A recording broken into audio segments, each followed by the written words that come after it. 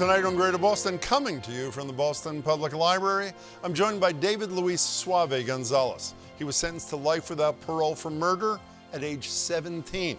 And the executive producer behind the Pulitzer Prize-winning podcast on his story, journalist Maria Hinojosa. The two met back in 1993, went on to develop an unusually close source-reporter relationship, chronicled in the podcast. And then later, the New York Times reporters behind a new book on Trump's final year in office and Biden's first, and the fragile state of American democracy we've seen through both. This will not pass. Trump, Biden, and the battle for America's future. We've spoken with several men on this show over the years who've been newly released from prison after spending the majority of their lives there and believing they would die there. That's the case as well for my next guest, David Luis Gonzalez, to most known as Suave. He was convicted of murder in Philadelphia back in 1988, sentenced to life without parole at just 17 years old. Spent more than 30 years in prison until a combination of Supreme Court cases prompted his release. The first in 2012 declared life without parole for minors to be cruel and unusual punishment. The second in 2016 made that first ruling retroactive. That's when Suave became eligible for parole, as he told journalist Maria Hinojosa on the phone shortly after learning the news. What's going on? I thought we were going to talk at 2. What happened? I wanted to let you know that the judge told the lawyer this morning, we don't have to wait no longer. His case is the subject of a brilliant podcast from PRX and Futuro Media, aptly titled Suave, which was just awarded the Pulitzer Prize for audio reporting earlier this month. David Luis Suave Gonzalez, Maria Hinojosa, congratulations, and good to meet you both. Thank you. Thank you for having me. Thank you. Suave. Having us. Suave, when you first met Maria, when she came to speak at the facility in which you were held in 1993, you thought you were going to die in prison. Is that not correct? Yes, I was prepared to die. You know, when I met Maria, I just wanted to hear the person that I was hearing on the radio. I just wanted to see that person. And what was that like when you finally got to see her in person? It was like meeting an angel, because from the minute she walked in the chapel, in the auditorium for the graduation, I just felt a connection, and I was like, I got to hear what she got to say. You know, let's ask the angel about this relationship. You know, Maria, when you first met Suave, you knew you were dealing with a man who would never get out of prison, and that relationship continued for decades. How did you deal with the fact that you were a free person working with a man who you knew would never experience freedom? Well, to be honest with you, Suave and I, in our multiple phone calls over the decades, we didn't really talk about, so what's it feel like, the fact that you're going to be in prison for the rest of your life and you're never going to get out? But you had to think about it. We did think about it. It was a reality, but if you understand the relationship with people who are behind bars, you actually don't want to spend all your time talking about how horrible the situation is. So we would mostly just talk about life and what was going on. And then, of course, Suave graduated with a GED and then took 16 years to get his bachelor's degree. So, those are the kinds of things that we would talk about. Suave, I want to talk about that for a second. You came into prison unable to read. You taught yourself how to read. Then you committed yourself to teaching others how to read. You became a noted painter. What was the motivation when you, again, knew you'd never get to use any of those things in the free world? But I was free, because the time that I spent talking to Maria, I was free. Every time I called Maria, she was in a different state, a different city, somewhere. I was free. Maria's friendship offered me that freedom, because freedom don't necessarily mean that you out here in society. It's in the mind. Once I was able to free my mind and believe that one day I could be physically free, then it was possible. But I was free. And as far as teaching myself how to read and write, that was a necessity. The moment for me was when I got that letter from my mother and I couldn't read it. So I said, you know what? I'm going to learn how to read and write. I'm going to use this time widely. And I did. And the motivation for me to teaching others how to read and write was because I never, ever want to see another juvenile end up in prison because they can't read or write. And that's exactly what happened to me. Suave, let's talk about the physical freedom, not the figurative freedom. When you first heard about the Supreme Court's decision that might lead to your freedom and actually did, what was that like inside? What did you feel? I was happy, but at the same time, I was scared because now I'm leaving everything I've known for 31 years and entering a new society. So I was really scared. I was so happy to come home, but at the same time, I was scared. And there was nights when I was in my house, and I wish I was back in prison because I didn't know what to do. I was really scared. It's a traumatic experience. Everybody think that coming home should be celebrated. No, it's a traumatic experience coming home after your mind's been programmed to just prison and count time. So I was really scared. You know, speaking of the time in prison and being scared, when you got out and you visited the scene of the crime, it turns out you likely didn't even commit the crime. Here's a little sound from the podcast about you telling Maria that you took the fall for somebody else. I'll take responsibility for it, man. Pero, por Dios, Suave, hold on a second. Well, what really went on? I took a case for people. I took a case. If you hang with somebody and something goes down, you keep your mouth shut. That's how I was brought up. And the someone was the father of your girlfriend, who was the lead drug dealer, who said he'd take care of your family when you were away. Maria, could you wrap your arms around that reality? Could you understand that? Oh, I could understand it very well, the whole scenario. But in that moment, you have to understand, you know, for Suave to basically be able to say, no, look, this is what happened. I didn't even pull the trigger. It wasn't me. It was shocking. And for me, as now somebody who cared about Suave, it's like you spent 31 years in prison, and Suave will say, for a kind of code, for respecting a code. And that is hard to wrap your head around, that somebody that you know now would spend 31 years in prison for a crime he did not commit. Suave, if you encountered a 17-year-old kid in Philadelphia in the exact same situation you found yourself in, where you decided to take the case, what would you tell him or her? Don't do it. Don't do it. It's not worth it because there is no code of the streets. I was brought up that if something happened and you with a group, you take the case if you get busted first. But as you grow old in prison, you think about that. And was it worth it? No. Would I do it again? No. So I would tell a 17, 15-year-old kid, like, don't do it. Don't even put yourself in that position, but don't do it. Do not do it. It's not worth it. Maria, one of the remarkable things about this podcast, this story, is the relationship, a very unusual relationship in journalism between you and Suave.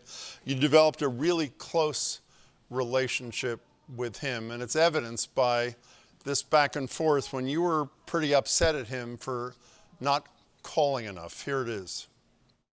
Anyway, how you doing? I miss you. That's what I'm doing. It's like you don't call anymore. When you were in prison, you would call me at least once or twice a week. You're like, Maria. Now it's like, I guess you're just too goddamn busy, and it's like, oh, no. my God, what no, happened listen. to Suave? And I have Maria. to be like this. He okay? Did something happen to him? How am I going to follow? Did they come and take him away? So how you doing? I'm great. Did you see me on television? No, what channel? MSNBC. See? You don't call, so you don't know. You don't follow me on Instagram. You're too busy being on your phone to even talk to your sister. So, Maria, you took some criticism for this relationship. What's the moral to the story, if there is one, for other journalists and their relationship with sources, do you think? Well, look, the most important thing is that as journalists, we have to remind ourselves that humanity is one of the tools in our tool belt. And Suave was clearly a source. He was going to be in prison for the rest of his life. Journalists, we can never get into prisons. It was clear that there was going to be a source-journalist relationship. But like you learned in the podcast, I also saw him as a young man who was going to be someplace where I had the address and I knew where he was going to be every Christmas. And so taking his calls, sending him Christmas cards, that was about I mean, in many ways, it was like being a mom. You know, it was just kind of being a human being. And I think that the reason why the Suave podcast won the Pulitzer is because it's basically saying, you know, maybe there's something about the journalist source relationship that we have to understand. That's my dog Benito. Sorry about that, but okay. That's basically what you have to understand, that it can't be as simple as objectivity, and it's actually more complicated than that. Suave, what's the adjustment to life on the outside been like for you? I mean, it's been great. It's been good, and it's been hard. You know, there's challenges, learning new technology, finding suitable employment, making sure that I don't violate my parole, because I'm still on parole for the rest of my life.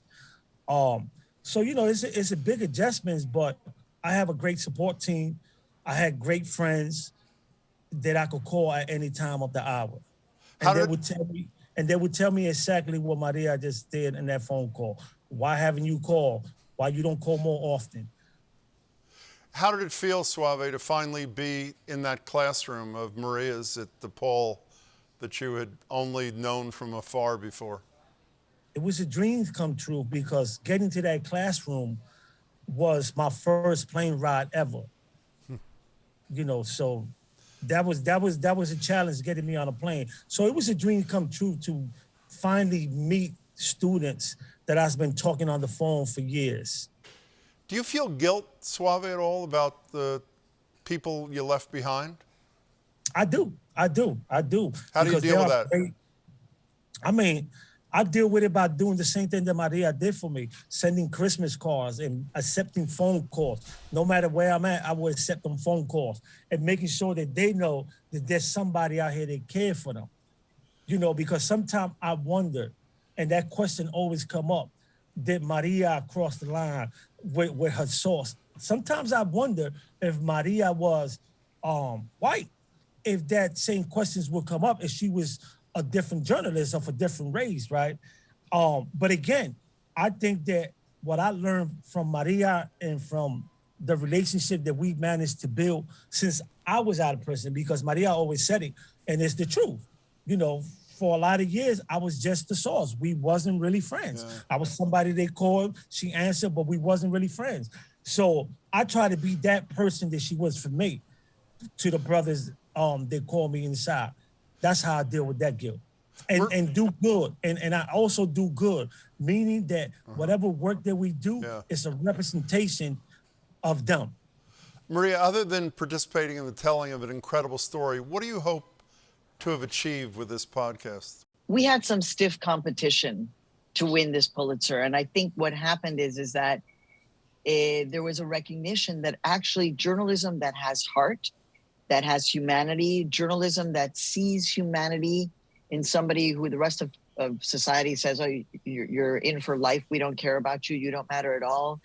And I think that it's a national conversation about this, the kind of journalism that matters at this point, when we as journalists have to really work hard to win the trust of our viewers and our listeners.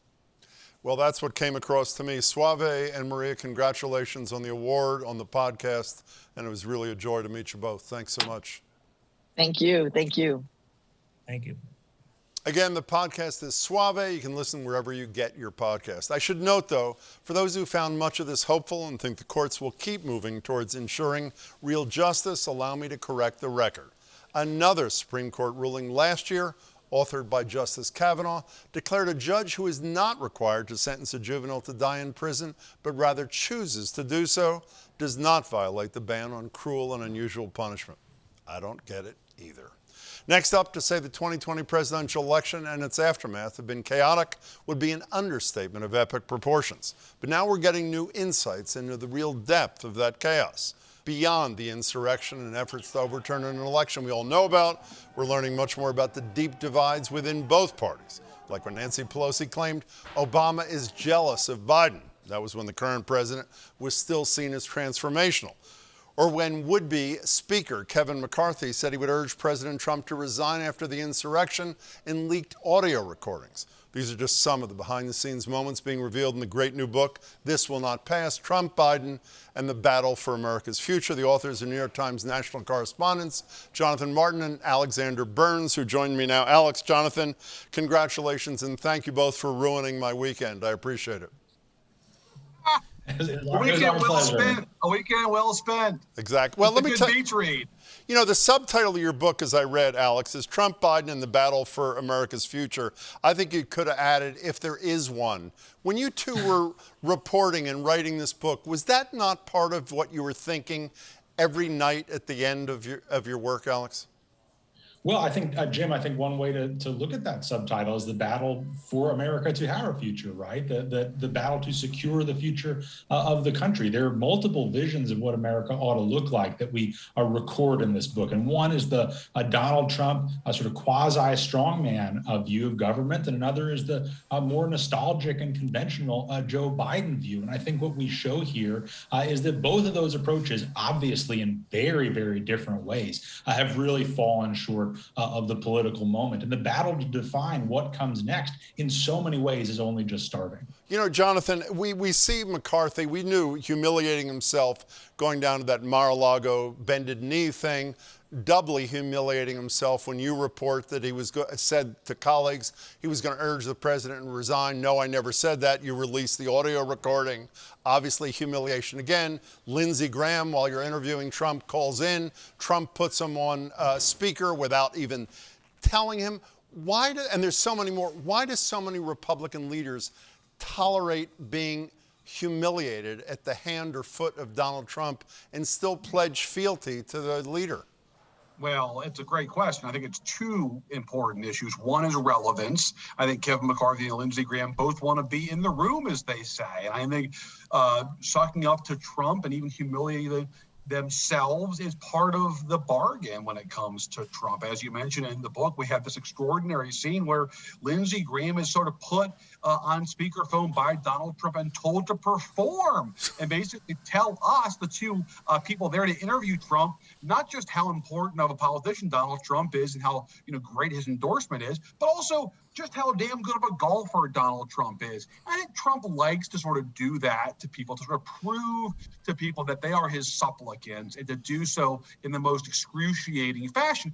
I think the other reason is just straightforward politics. Republican lawmakers believe that their voters are still, obviously besotted by Donald Trump, and therefore the politicians themselves also have to pledge fealty to Donald Trump. Look, I think tomorrow, if Kevin McCarthy believed that the rank and file GOP voter out there in America had enough of Donald Trump, Kevin McCarthy would gladly move on from Donald Trump. This is an example of the leaders following the voters when it comes to Trump and the GOP. You know, Alex, speaking of the leaders, can a GOP leadership that, at least in private, has utter contempt for Trump and a GOP electorate that seems to still love him, how long can that coexistence stand?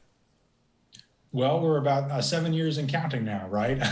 Look, I mean, I think one of the things that we do in this book is that a lot of folks, a lot of your viewers have probably heard and read for years that Republican leaders cannot stand Donald Trump. And the way they talk about him in private is nothing like the way they talk about him in private. And I think that people understandably have gotten tired of hearing that, and frankly skeptical of the reporting that suggests that, because surely people who genuinely had a problem with Donald Trump would not sort of kiss the ring and other things as they do again and again. But I think what we've shown in this book is that they really do talk about him quite differently in private. And I don't think it's sustainable forever, particularly if he runs for president again and sort of signals at the outset that he won't accept the outcome of the election unless it's a victory for him. I think we've seen in the primaries this month, including most significantly in Georgia, even Republican primary voters, there's a limit to how much they want to talk about Donald Trump's grievances about the past. You know, Alex, staying with you for 1 second, other than the lunatics in the Republican Party, the Marjorie Taylor Greene faction, do any of the leaders of the Republican Party actually believe that the election was stolen, as they're willing to say publicly, to make Donald Trump happy? I think the short answer is no. Look, I think there are people in the Republican Party who believe that there is more fraud than is demonstrated. I think there are people who sincerely believe that. I don't think we encountered one person in this book who we interviewed or obtained any reporting in this book to suggest that anyone at the absolute leadership tier of the Republican Party, other than Donald Trump himself, and as you mentioned, the real sort of inner ultra committed palace guard, truly believes that there's any doubt that Joe Biden is the legitimate president of the United States. You know, Jonathan, one of the things that's most terrifying to me, you guys touch on, I don't know if it's in your introduction or whatever it is, you mentioned a number of unelected leaders who have stood up to Donald Trump and maybe thwarted the worst of them. I think you mentioned people like Fealty, General Milley, et cetera. I had a former Secretary of Defense, Esper, on the radio with me the other day, and it's the same sort of theme. It was individuals doing the right thing, we believe, again, to thwart the worst of Donald Trump, but there were no institutional guardrails in place that if they weren't there, and it appears that even on bipartisan things like the Electoral Reform Act, whatever, there's no interest in Congress in creating those institutional guardrails. So we continue to be dependent upon the good behavior and goodwill of unelected individuals. Is that the sorry state of affairs? Or in the case of Mike Pence, elected individuals. Yeah, that's true. Look, I think January 6th could have been a lot worse. I mean, both physically, obviously, it could have been a lot worse. There could have been more people assaulted or killed. But I think January 6th politically could have been a lot worse if Mike Pence does bend to that pressure. And the fact that our precious democracy was basically in the hands of Mike Pence that day. And if it's not for Mike Pence's sort of good judgment in that hour, we're facing a constitutional crisis in the most important democracy on earth, tells you a lot about the reliance on individuals and just how corroded our institutions have become. And this is the sort of big question going forward and why this book is important. This is not about history. This is today and tomorrow as much as it is about yesterday. This is a current story. There's a reason why we called the book This Will Not Pass. We're still living through this stress test to our democracy, and we're going to see how it plays out potentially as soon as 2024. Alex, you guys are pretty even-handed in this book. I mean, you don't spare the Democratic Party either. No accusations of the level of corruption either. But Joe Biden unwilling to settle the differences which arguably a president would have in terms of the progressive wing and the more mainstream wing of his party, the attempt to be both a healer and a transformational president, which may be sort of oxymoronic kind of thing. How would you describe how the Democratic Party is portrayed in your book, Alex? Look, I think you did a pretty good job right there, Jim. I think that we saw the Democratic Party ride to power in 2020 with this broad and in many ways unwieldy coalition that goes all the way from Bernie Sanders and AOC on the far left to former Bush administration officials in the political center. And the only thing that really united them was the sense that Donald Trump was a dangerous president who couldn't be allowed to keep power. And I think what we show in the book is that Joe Biden and his party never fused that anti-Trump coalition into something more coherent and durable that allows them to operate the government in a reliable way. I don't think that we spare either side in this book. I also think that we're very, very clear that the two sides are not equivalent in their defect and the depth and the nature of their defects. But the reality is, if you believe the Republican Party is fundamentally broken and fundamentally dangerous because it's in thrall to this disgraced former demagogue, Donald Trump, then the burden is that much higher on the governing Democrats to show the American people that there is another way. You know, Jonathan, as I am panting my way through the end of this book in bed over the weekend, I read a quote from Malcolm Turnbull, former Prime Minister of Australia, who describes moderate conservative when he's talking to you guys. Here it is. You know that great line that you hear all the time, this is not us, this is not America? You know what? It is actually. And right after I read that, I went online and I saw an interview you two did on the CBS Morning News. And you said something, Jonathan, like, well, the optimistic take on this is voters control their destiny, but I would argue they don't control their destiny. Campaign finance laws, voter suppression laws, a Supreme Court that doesn't give a damn where the American people are overwhelmingly on issue after issue, like abortion, for example. So how do the voters in America in 2022 and beyond control their destiny? I mean, I would refer you to Donald Trump, who lost the presidency and lost both chambers of Congress. We get this question a lot from people talking about the book, which is, when is Donald Trump going to face accountability? And look, from a legal realm, I can't litigate that. I don't know what's going to happen to him judicially. But like, clearly Donald Trump and the Republican Party paid a pretty severe price for the last 4 years. They lost the presidency in both chambers of Congress almost entirely as a rebuke of Donald Trump himself. So I think there has been some accountability. But look, are there structural challenges for Democrats in this country, particularly given their inability to win a lot of the rural voters who 15 years ago they were winning comfortably? There absolutely are. But I think clearly Democrats have an opportunity to take advantage of the wide disdain for Donald Trump in America. But as Alex mentioned a minute ago, they have not yet figured out a way to do so in a coherent way. In part, yes, because of their tight majorities, but also in part because their coalition is so ungainly right now. And I think Biden has never taken a side between the kind of moderate anti-Trump wing that just wants to sort of try to make incremental progress in the more progressive ideological wing of his party, which wants to remake the country. Biden never put in with either camp, and he's paying the price today. I only have 30 seconds left, Alex. Speaking of voters having their say, the Republican Party is on the other side of voters on climate change, on abortion, on gun safety measures. Yet if the polls are right, and we don't know what's going to happen in the next few months, they're about to return Congress, the Republican Party, to power in Congress quickly. Can you explain that? I mean, it really is an unfortunately simple reality that we have a binary political system. We're not as dynamic as other countries. If you don't like the way things are going with the party in power, you only have one alternative, and people often pull the other lever without looking too closely at the policies that are involved. And Jim, you know what happens after that? Then people start to register what the policies are involved, and they go back to the same binary choice in 2024. And if it ever feels to people like we don't get a whole lot, we don't get very far down the road in this country, we just keep on veering back between right and left, well, there's a structural reason for that. Alex Burns, Jonathan Martin, as I said, terrific and terrifying all at once.